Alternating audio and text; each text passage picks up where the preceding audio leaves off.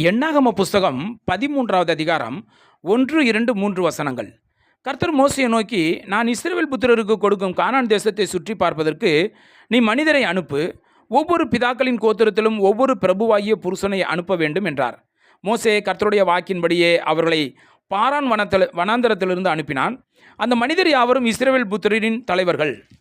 17வது வசனத்திலிருந்து, அவர்களை மோசே கானான் தேசத்தை சுற்றி பார்க்கும்படி அனுப்புகையில் அவர்களை நோக்கி, நீங்கள் இப்படி தெற்கே போய் மலையில் ஏறி தேசம் எப்படிப்பட்டதென்றும் அங்கே குடியிருக்கிற ஜனங்கள் பலவான்களோ பலவீனர்களோ கொஞ்சம் பேரோ அநேகம் பேரோ என்றும் அவர்கள் குடியிருக்கிற தேசம் எப்படிப்பட்டது, அது நல்லதோ கெட்டதோ என்றும் அவர்கள் பட்டணங்கள் எப்படிப்பட்டதென்றும் அவர்கள் கூடாரங்களில் குடியிருக்கிறவர்களோ கோட்டைகளில் குடியிருக்கிறவர்களோ என்றும் நிலம் எப்படிப்பட்டது, அது வளப்பமானதோ இளப்பமானதோ என்றும் அதில் விருட்சங்கள் உண்டோ இல்லையோ என்றும் பாருங்கள். தைரியம் கொண்டிருந்து தேசத்தின் கனிகளிலே சிலவற்றை கொண்டு வாருங்கள் என்றான். அக்காலம் திராட்சை செடி முதற் பழம் பழுக்கிற காலமாய் இருந்தது. அவர்கள் போய் சீன் வனாந்தரம் தொடங்கி ஆமாத்துக்கு போகிற வழியாகிய ரேகோப் மட்டும் தேசத்தை சுற்றி பார்த்து தெற்கையும் சென்று எப்ரோன் மட்டும் போனார்கள். அங்கே ஏனாக்கின் குமாரராகிய அகீமானும் சேசாயும் தல்மாயும் இருந்தார்கள். எப்ரோன் எகிப்திலுள்ள சோவானுக்கு 7 வருஷத்திற்கு முன்னே கட்டப்பட்டது.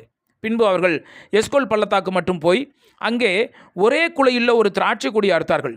அதை ஒரு தடியிலே 2 பேர் கட்டி தூக்கி கொண்டு வந்தார்கள். மாதளம் பழங்களிலும் அத்திப்பழங்களிலும் சிலவற்றை கொண்டு வந்தார்கள். இஸ்ரவேல் புத்திரர் அங்கே அறுத்த திராட்சை கொலை நிமித்தம் அவ்விடம் எஸ்கோல் பள்ளத்தாக்கு எண்ணப்பட்டது. அவர்கள் தேசத்தை சுற்றி பார்த்து 40 நாள் சென்ற பின்பு திரும்பினார்கள்.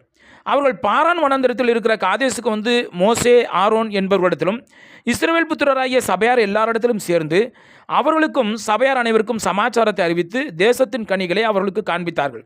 அவர்கள் மோசையை நோக்கி, நீர் எங்களை அனுப்பின தேசத்துக்கு நாங்கள் போய் வந்தோம், அது பாலும் தேனும் ஓடுகிற தேசம்தான், இது அதனுடைய கனி. ஆனாலும் அந்த தேசத்திலே குடியிருக்கிற ஜனங்கள் பலவான்கள், பட்டணங்கள் அரணிப்பானவைகளும் மிகவும் பெரியவைகளுமாயிருக்கிறது. அங்கே ஏனாக்கின் குமாரரையும் கண்டோம். அமலேக்கியர் தென்புறமான தேசத்தில் குடியிருக்கிறார்கள். ஏத்தியரும் எபூசியரும் எமோரியரும் மலைநாட்டில் குடியிருக்கிறார்கள். கானானியர் கடலருகையும் யோர்தான் அண்டையிலும் குடியிருக்கிறார்கள் என்றார்கள். அப்பொழுது காலேப் மோசேக்கு முன்பாக ஜனங்களை அமர்த்தி, நாம் உடனே போய் அதை சுதந்திரித்துக் கொள்வோம், நாம் அதை எளிதாய் ஜெயித்துக் கொள்ளலாம் என்றான். அவனோட கூட போய் வந்த மனிதரோ, நாம் போய் அந்த ஜனங்களோட எதிர்க்க நம்மாலே கூடாது, அவர்கள் நம்மை பார்க்கிலும் பலவான்கள் என்றார்கள். நாங்கள் போய் சுற்றி பார்த்து வந்த அந்த தேசம் தன் குடிகளை பட்சிக்கிற தேசம். நாங்கள் அதிலே கண்ட ஜனங்கள் எல்லாரும் மிகவும் பெரிய ஆட்கள். அங்கே ராட்சத பிறவியான ஏனாக்கின் குமாரராகிய ராட்சதரையும் கண்டோம். நாங்கள் எங்கள் பார்வைக்கு வெட்டுக்கிளிகளைப் போல் இருந்தோம், அவர்கள் பார்வைக்கும் அப்படியே இருந்தோம் என்று சொல்லி, இப்படி இஸ்ரவேல் புத்திரருக்குள்ளே தாங்கள் சுற்றி பார்த்து வந்த தேசத்தை குறித்து துர்ச்செய்தி பரம்பச் செய்தார்கள்.